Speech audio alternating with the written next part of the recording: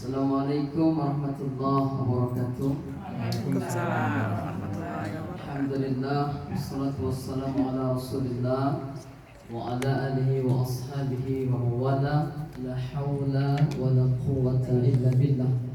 Allahumma salli wa sallim wa barik ala sayyidina Muhammadin wa ala alihi wa ashabihi ajma'in. Amma ba'd. Ayuhan nas, usi bi nafsi wa iyyakum bi taqwallah faqad faza al-muttaqun. Allah Ta'ala fi kitabihil karim, a'udzu billahi as-sami'il 'alim minasy syaithanir rajim. Ya ayyuhalladzina amanu taqullah. Ya ayyuhalladzina amanu taqullaha haqqa tuqatih wa la tamutunna illa wa antum muslimun. Kalau Rasulullah sallallahu alaihi wasallam, khairukum man ta'allama al-Qur'ana wa 'allamahu. Sadaqallahul 'azim wa sadaqallahu rasul. Alhamdulillahi rabbil alamin. Bapak dan Ibu, anak-anak Buya sekalian, alhamdulillah kita pada siang hari ini tengah dalam keadaan yang paling bahagia. Mengapa bahagia, Bapak dan Ibu sekalian? Bahagia kita bukan dikarenakan siang hari ini ya kita tengah disuguhkan makanan dan minuman. Karena ini sebentar ini Bapak dan Ibu sekalian. Makanan ini mungkin dalam pandangan kita sangat nikmat. Tapi bukan ini nikmat yang kita kejar pada siang hari ini. Tapi nikmat yang paling kita kejar pada siang hari ini adalah saat ini Allah Subhanahu wa taala tengah memperingatkan para malaikat. Allah mengatakan, wahai para malaikat, coba lihat itu para hambaku, kata Allah, dan catatkan nama mereka termasuk orang-orang yang tengah berjihad di jalan Allah Subhanahu wa taala. Allahu Akbar. Bapak Ibu sekalian, tahu tidak pahala jihad itu bagaimana? Pahala jihad itu Allah Subhanahu wa taala akan haramkan seseorang itu disentuh oleh api neraka. Jadi kalau orang yang tengah mengaji seperti ini kan nampak sepele kita, duduk sambil makan, ya kan? Nanti pulang bawa botol, Bu. Ya. Ini kan nampaknya sepele ini, nampaknya kita kok santai gitu ya. Tapi ini pahalanya luar biasa. Maka tadi usul ibu tadi, sebulan sekali dibuat, itu luar biasa. Walaupun hanya untuk keluarga kita. Karena mengapa? Itu insya Allah akan menjadikan kita di hadapan Allah seperti kata Allah surah Az-Zumar, yakni berombong-rombongan memasuki surganya Allah Subhanahu wa taala. Mudah-mudahan keluarga kita ini satu rombongan memasuki surganya Allah Subhanahu wa taala. Mau tidak kira-kira? Mau. Siapa mau di depan? Semuanya mau di depan. Mau di depan ya? Betul. Jadi makanya cocok itu dibuat. Ini kan rame, sudah rame ini. Ya. Nah, sebelum saya lanjutkan, saya ucapkan terima kasih kepada Ibu dan Bapak ya sudah mengundang saya ya. Tapi saya juga ucapkan selamat ya. Allah kurangi umurnya. Ya, kalau memang hitungan dunia kita memang umur itu bertambah. Tapi pada hakikatnya sebenarnya sisa kita semakin sedikit. Kalau merujuk kepada Rasulullah SAW, berarti bunda kita ini punya waktu 23 tahun. Tapi kakek ini Bu sudah 74 tahun. Berarti sudah bonus berapa tahun? 11 tahun itu. Itu luar biasa. Nah, jadi saya ucapkan mudah-mudahan di umur ibu ini semakin dekat kepada Allah Subhanahu wa taala. Karena Bapak dan Ibu sekalian, hidup kita ini yang paling utama bukanlah dari fisik kita. Saya sering mengucapkan begini. Kalau ada manusia yang sampai sekarang masih memuji-muji fisiknya, maka ketahuilah fisik kita itu adalah apa Bang Asafin? Dia bilang fisik kita ini apa? Bangkai. Fisik ini bangkai. Jadi nggak usah dibangkai, nggak ada yang bisa dibanggain fisik ini, nggak ada. Kemarin Bapak dan Ibu sekalian mungkin dapat kabar di Johor tuh ada orang tabrakan. masih cantik, umurnya masih 22 tahun. Tapi ketika kecelakaan, utuh masih tubuhnya. Tapi setelah utuh seperti itu, apakah orang masih mau dekat dengan dia? Karena dia sudah jadi bangka. Jadi artinya manusia yang membanggakan fisiknya itu orang yang merugi. Tapi jadilah kita orang yang memperhatikan ruh kita. Saya mau tanya, ruh itu yang mana Bapak dan Ibu sekalian? Nyawa. Ya, nyawa itu yang mana? Yang mana itu? Ruh itu yang mana? Nampak lah. Hah? Yang mau masuk. Yang mana ruh kita itu? Bapak Ibu sekalian, ruh kita itu yang sedang berbicara ini. Tadi Ananda Rizik itulah ruhnya yang baca Quran. Dan ruh itu yang harus kita sehatkan. Bang Arsafi tiap hari merojaah, ruhnya itu yang merojaah, bukan lidahnya. Orang meninggal, lidahnya masih ada tidak? Masih ada. Telinganya masih ada tidak? Masih ada. Otaknya masih ada. Hatinya masih ada. Kok nggak bisa ya? Karena ruhnya tidak ada di situ.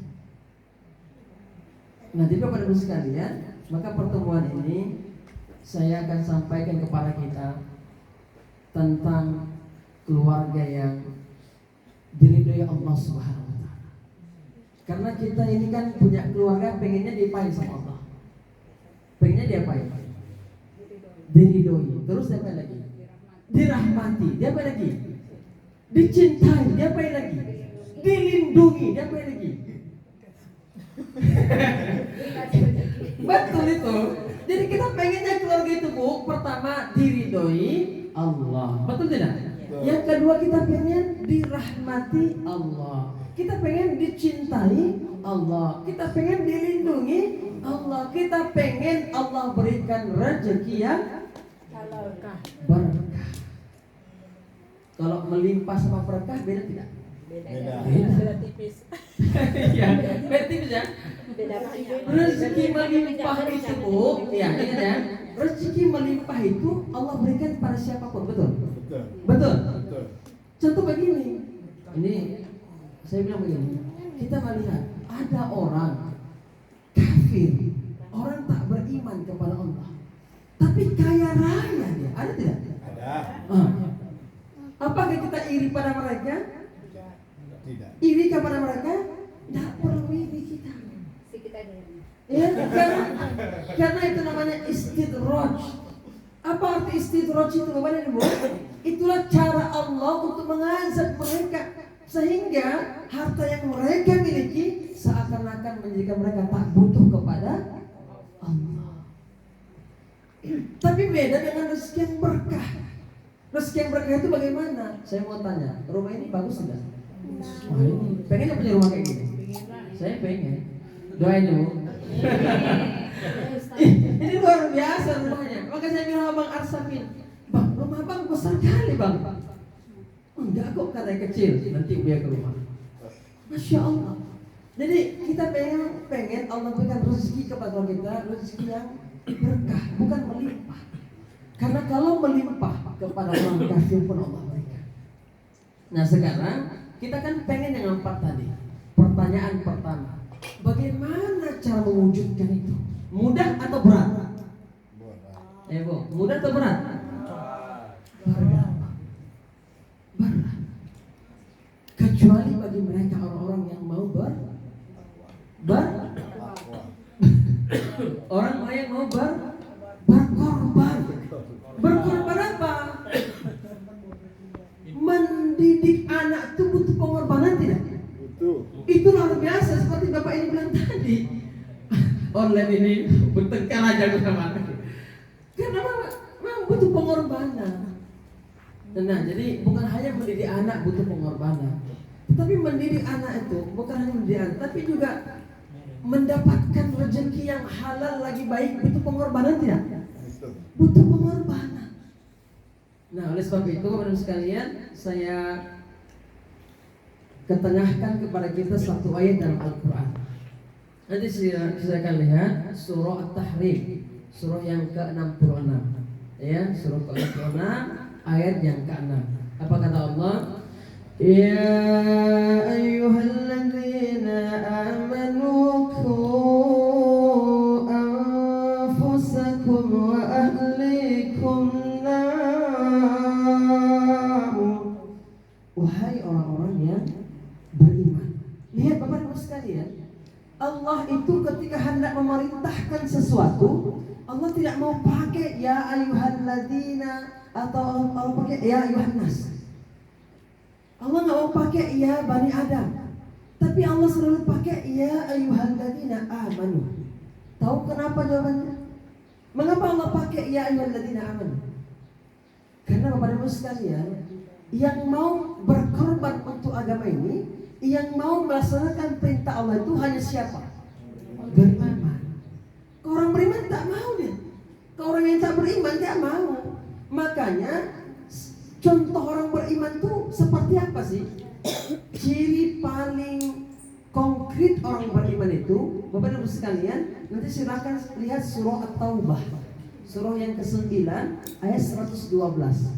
Coba yang punya Android, lihat Quran Androidnya, coba lihat. Itu ciri konkret orang yang beriman. At-Taubah surah ke-9 ayat 112. Jumpa? Ayat 112.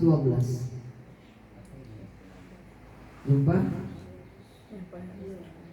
Siapa yang jumpa dapat 100.000?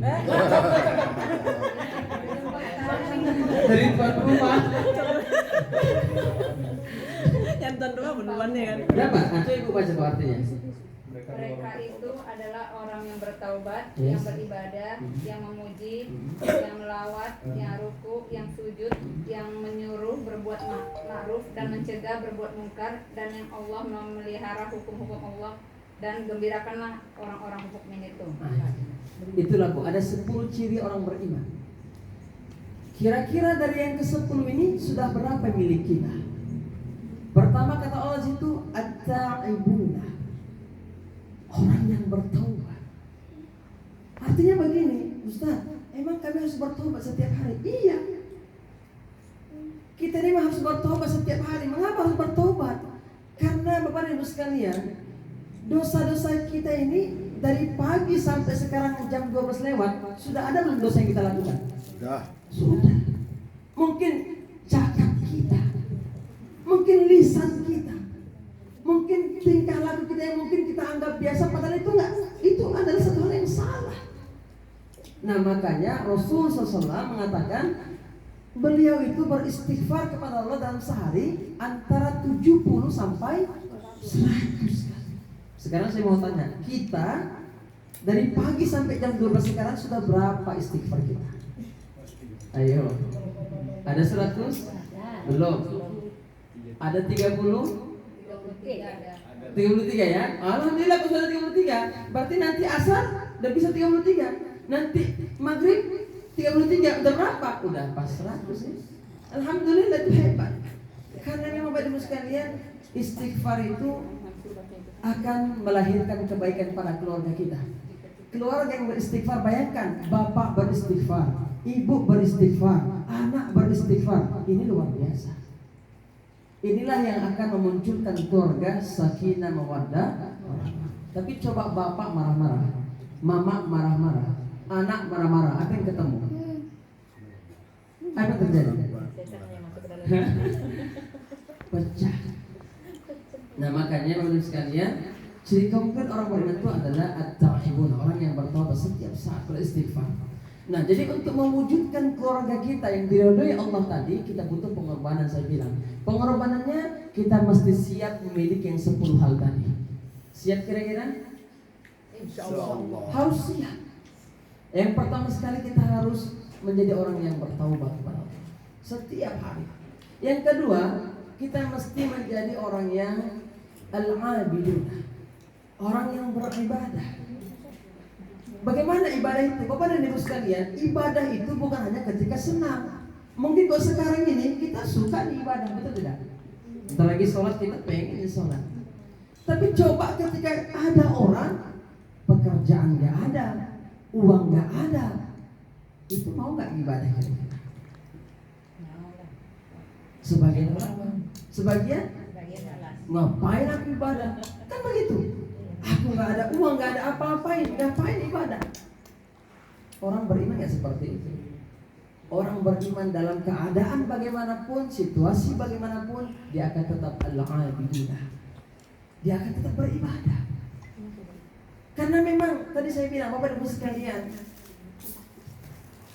kematian itu memang sangat dekat kepada kita. Ini terpaksa saya sampaikan, corona yang sekarang ini sedang merebak. Bahkan saya bilang saya ragu dengan kebenaran. Karena mengapa? Mereka memberitakan beribu-ribu orang yang mati. Mana buktinya? Kok nggak ada jenazahnya? Mana keluarganya? Kenapa nggak dipampangkan? Terus itu katanya di Australia sampai jutaan orang. Mana orangnya? Artinya memang ini adalah sebuah penggiringan, pembodohan umat dan penggiringan untuk menjauhkan umat dari apa? Pertama dari tempat ibadah mereka. Masjid kita jauhi. Pertemuan silaturahim ini kan silaturahim. Lebaran kemarin gini kan Bu? Gini juga. Alhamdulillah. Tapi kan ada sebagian orang nggak berani nyalak orang tuanya kandung. Bayangin. Kami lebaran di sini Ustaz. Sholatnya di sini, menantu yang itu yang di rumah. Alhamdulillah. Ada anak dia nggak berani nyalam ibu kandungnya. Ayah kandungnya nggak berani dia salam. Karena mengapa? Takut. Ya Allah. Coba keterlaluan. Bahkan saudara kandungnya nggak berani dia salam. Karena mengapa? Takut. Ya Allah. Padahal lihat, kematian itu disebabkan penyakit itu nggak sampai 90%. Bahkan dengan 91% nggak sampai ke situ.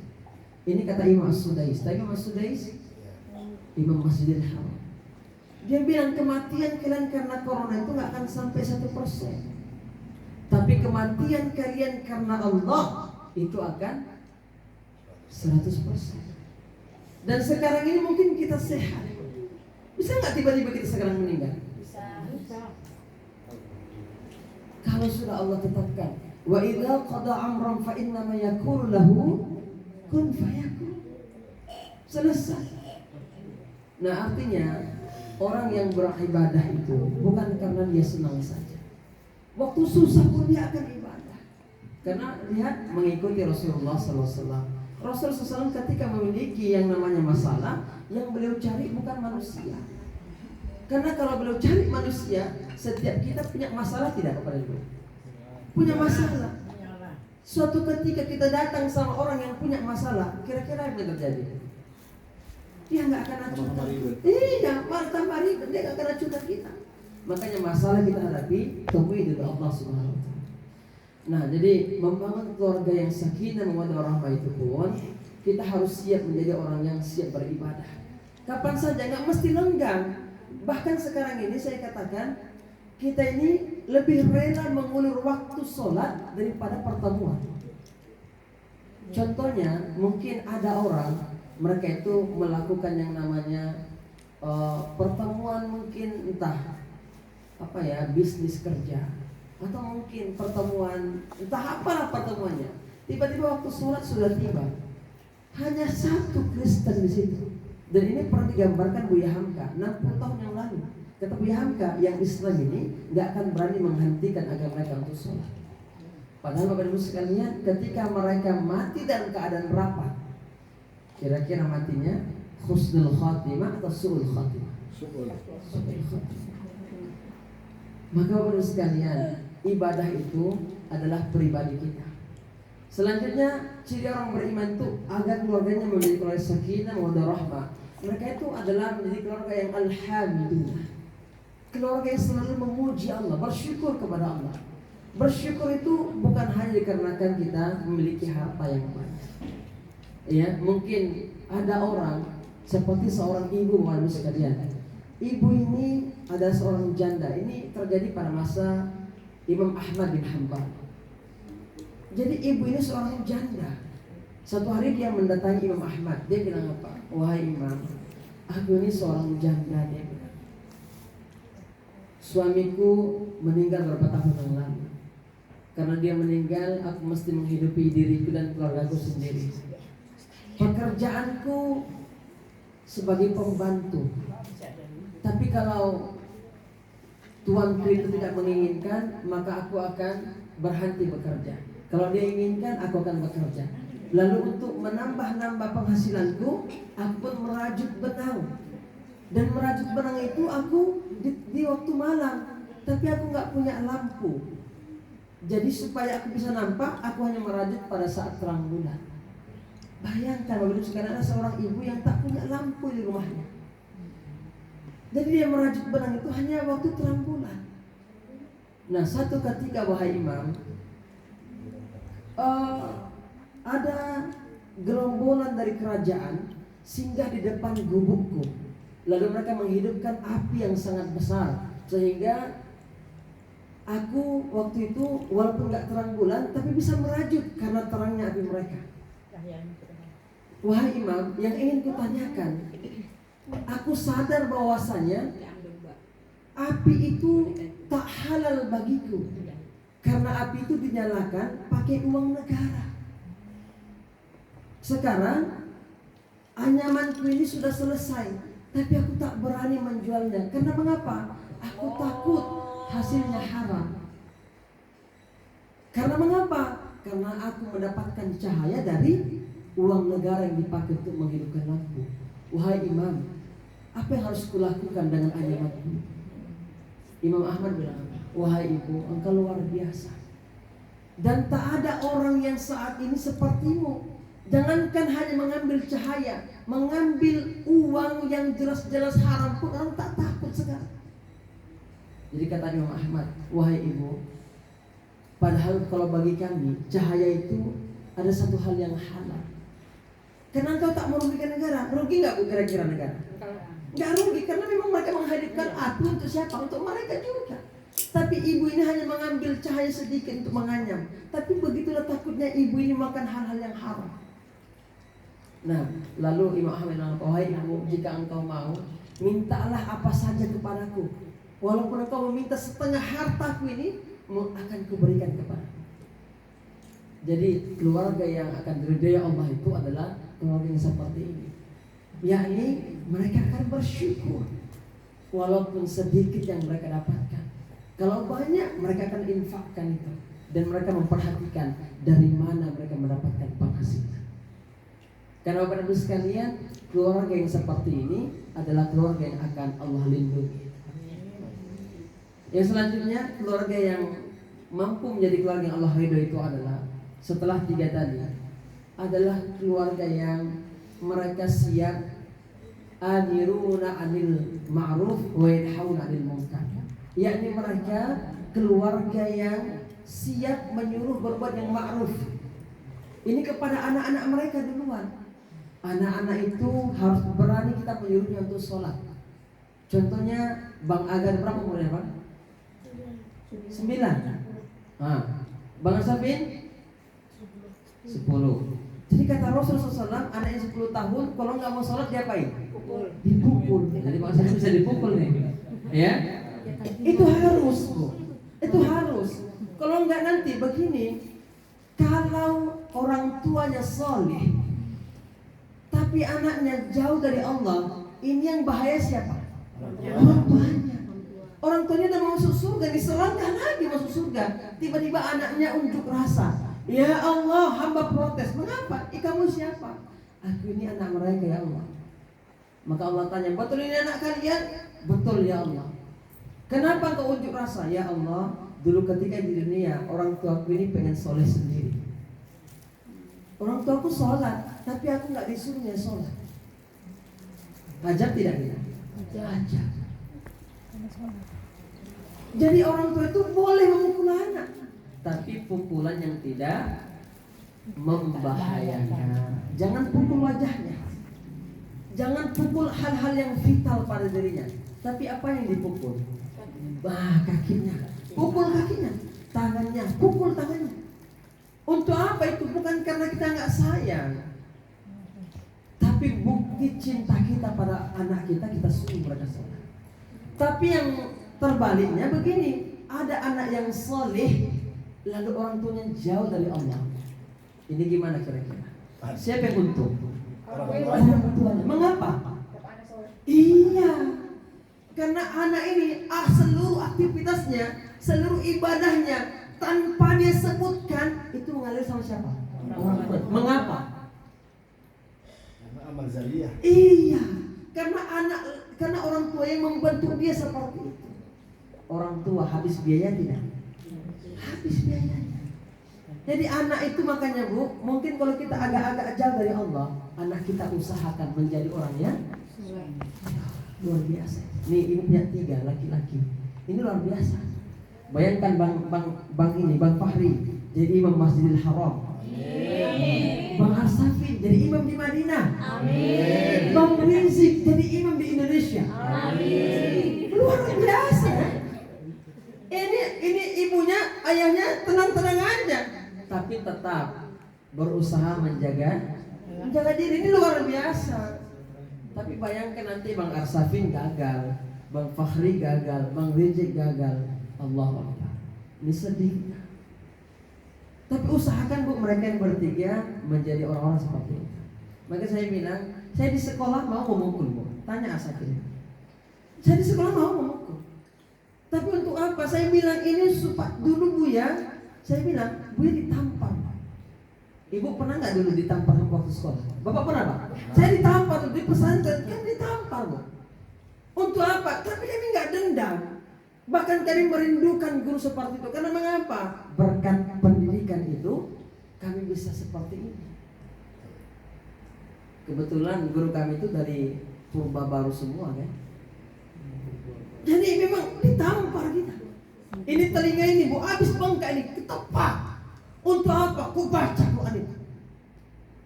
Kita ngadu sama orang tua. Orang tua bilang apa? Besok bawa ini ya nak untuk guru. Malah dikasih adik itu. Dikasih. Nah ini bawa sama guru ya. Ya Allah pikir Allah ini kayak mana ya mama ini? Gak sayang itu gimana? Bukan gak sayang. Bukan gak sayang. Tapi memang itulah dia. Nah jadi Bapak Ibu sekalian, tapi saya yakin keluarga kita ini kelak menjadi keluarga yang sakinah dan mawaddah. Amin. Karena mengapa? Bibitnya sudah nampak. Bang Fahri di pesantren, Bang Arsafin di situ juga, Bang Rizik di situ juga. Ini luar biasa. Bahkan saya bilang ibu sudah Allah kapling tempat di surga insyaallah. Amin. Biayanya besar, biaya orang ini. Bang Aga juga besar dan capek mencari uang itu, apalagi masa corona seperti ini. Capek nggak Pak kira-kira? Capek. Ini pikiran kita. Tapi makanya Bu, saya bilang jangan pernah mengeluh. Kalau mengeluh, mengeluhlah kepada yang mengeluh para manusia yang ada. Bahkan saya bilang saya selesai S3. Saya bilang saya juga nggak sangka saya bisa selesai S3. Karena kalau saya berpikir kemampuan saya nggak bisa, nggak mampu. Bagaimana saya bisa mampu? Pekerjaan saya hanya mengajar. Dananya luar biasa. Kalau saya hitung 100 juta itu habis. Bagaimana mengusahakan itu? Tapi itu kan, saya yakin doa-doa anak-anak saya yang habis Quran itu juga turun membantu. Nah, coba sekalian, pesan saya kepada kita, pupuk kekeluargaan ini, ya, didik anak-anak kita ini bukan hanya di sekolah tapi di rumah. Karena di rumah ini adalah basic awal mereka. Kalau di rumah anak kita bagus, yakinlah dimanapun mereka akan tetap bagus. Yakin itu. Istri kita didik di rumah. Kalau istri kita bagus di rumah, maka yakinlah di luar pun mereka bagus. Tapi suami siapa yang didik Ustaz? Kan gitu kan? Suami siapa yang mendidik? Suami kita yang mendidiknya adalah kita. Kalau suami kita melihat anakku ini kok begini ya, dan hadirkan dia di pengajian seperti ini, suami kita biarkan dia ke masjid itu mengaji. Ibu kasih apa ke masjid? Kasih ya. Jangan tahan-tahan ya, supaya mengaji. Iya, supaya mengaji, supaya paham ya. Karena mengapa keluarga itu awalnya semua dari ayah dulu. Ayah yang saleh akan melahirkan istri yang saleh. Istri yang solih akan melahirkan anak-anak yang solih. Keluarga yang solih akan melahirkan lingkungan yang solih. Kalau ini terbentuk maka terwujud dia sakinah, mawaddah, warahmah. Demikian saja yang aku sekalian ibunda dan anak-anak ya, karena sudah waktunya kita sholat. Lewat sudah mengaji, kita nggak ketawa-tawa, nggak masalah. Karena ini waktu kita mengaji, mudah-mudahan Allah ampuni dosa-dosa kita. Demikian saja saya tutup. Subhanakallah wa bihamdika, asyhadu an la ilaha illa anta astaghfiruka wa atubu ilaik. Kita doa. Atau mau tanya dulu? Nanti aja lah sholat dulu nih. Habis sholat dulu lah ya. Nah, Habis sholat tanya boleh Ustaz? sebentar Ya, aja. Iya, karena waktu juga ada cabang. Ada yang mau ditanya? Ada mau tanya? Ibu ada yang mau ditanya? Ah, iya. Mau tanya? Iya. Misalnya gini Ustaz, kayak Ustaz bilang kalau orang tuanya udah mendidik anaknya, terus meninggallah orang tuanya itu anaknya belum dewasa, ya kan. Jadi pas masih kecil dididik bagus-bagus, dirutinkan agama bagus. Tapi pas sudah besar anaknya nggak bagus. Betul. Nah, jadi itu dosanya gimana itu Betul. Ustaz? Ya. Pertanyaan ini juga kemarin tanyakan juga, mau saya kajian. Saya bilang kalau sudah begitu, ibu kan sudah wafat, ayahnya sudah wafat, dia sudah nggak ada tanggungan. Sama seperti suami yang meninggal, ketika istrinya ditinggalkan sudah bagus, tapi ketika suami meninggal tiba-tiba istrinya ini menyala, itu bukan tanggung jawab suami lagi. Sama seperti anak tadi, kita sudah didik dia bagus, tiba-tiba ketika kita meninggal dia tumbuh dalam keadaan nyeleneh lagi, maka yang Allah hisab adalah ketika kita mendidiknya tadi. Sudahpun di awal begini, maka itu sudah pada dirinya sendiri. Karena mengapa? Kita ini sudah tidak ada lagi di sampingnya. Tapi kalau kita masih ada di sampingnya, mungkin itu akan tertimpa pada kita. Kalau dia kita sampai dewasa pun kita tetap didik bagus, tapi anaknya memang nyeleneh gitu. Iya, betul. Tetap Maka ini terjadi pada Nabi Nuh alaihissalam. Nabi Nuh kan punya anak seperti itu. Maka Allah itu Maha Pengampun lagi Maha Penyayang. Allah nggak akan azab kita kalau itu bukan. Iya, gitu ya. Jadi ibu nggak usah khawatir. Sudah kita didik anak kita sampai bagus dia. Tiba-tiba menyala, itu nggak usah khawatir. Karena mengapa? Tapi tetap kalau kita masih hidup, kita tetap memberikan. Iya. Kalaupun nggak didengarnya, kita sudah berserah diri kepada Allah. Tapi saya yakin ketika anak dari awal sudah dididik, besar pun dia akan bagus insya Allah. Begitu ya Bu. Jadi nggak usah khawatir. Kalau dia jalanin besarnya, maka itu kita serahkan kepada Allah Subhanahu Wa Taala. Baik, ada lagi? Ya. Kalau kita sholat matanya harus ke bawah atau boleh? Oh iya, betul. Kan ada orang sholat Betul, sampai betul. matanya Iya. gini ya. Ya. Jadi Rasulullah SAW telah bersabda, ketika kalian sholat, jangan kalian lihat ke atas. Karena mengapa? Jangan sampai Allah cabut mata kalian. Satu. Yang kedua, Rasulullah SAW pernah mengatakan bahwasanya ketika kalian sholat maka mata kalian itu tertuju pada tempat sujud kita. Mana tempat sujud kita? Ya di situ kita lihat. Jangan sholat Allahu Akbar. Ini bukan sholat. Ini bukan sholat. Jadi sholat itu dia matanya tertuju kepada tempat sujud.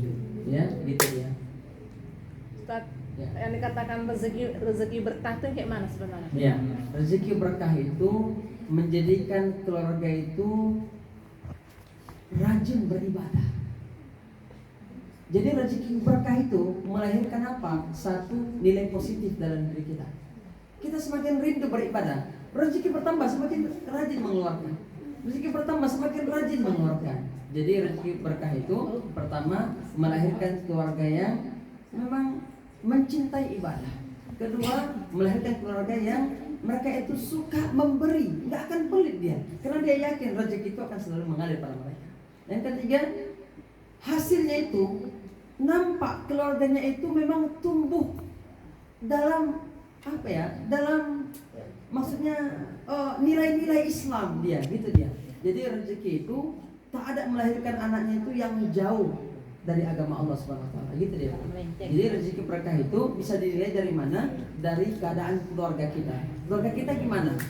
Kalau keluarga kita nampaknya rajin ibadah, keluarga kita nampaknya rajin mengeluarkan, keluarga kita nampaknya hidup ini nyaman gitu, rukun dia, sakinah dia. Jadi itulah rezeki yang berkah. Bagaimana ciri-ciri rezeki yang tak berkah itu? Lihat, mereka itu banyak rezekinya tapi jauh dari Allah. Ini nggak berkah rezekinya. Lihat keluarganya berantakan, nggak ada yang akur, tiap hari ribut, ini nggak berkah rezekinya. Rezekinya banyak, tapi pelit mengeluarkan. Yakinlah ini nggak berkah rezeki. Jadi rezeki yang berkah itu adalah mereka itu ibadahnya luar biasa, memberikannya luar biasa, dan keluarga mereka hadir dengan keluarga yang memang Islami gitu ya. Satu lagi Ustaz, Ya. yang dikatakan berjihad itu seperti apa? Kan kalau orang berjihad jaga Ya. sama Allah, Ya. contoh-contohnya, Ya, pengertiannya. baik. Jihad itu kalau dulu jihad itu mungkin dengan pedang ya, itulah perang. Dan ini jihad paling tinggi. Siapa yang mati di medan jihad, tetesan darah yang pertama itu mengantarkannya ke surga. Tapi kalau konteks sekarang, jihad kita ini bagaimana? Pertama sekali mencari nafkah untuk keluarga itu jihad. Menuntut ilmu itu jihad. Termasuk hadir di sini, kan rumahnya nggak di sini semua kan?